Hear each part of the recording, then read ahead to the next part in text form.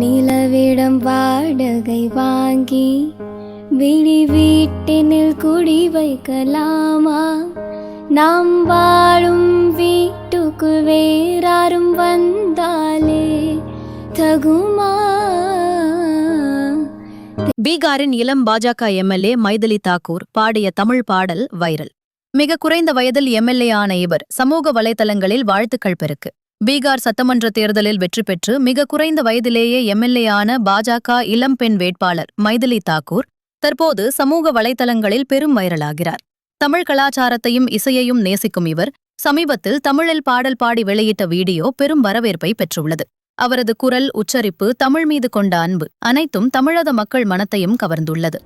முன்பே வா என் அன்பே வா, ஊடே வா உயிரே வா, முன்பே வா என் அன்பே வா, பூ பூவாய் பூ பூம்பா.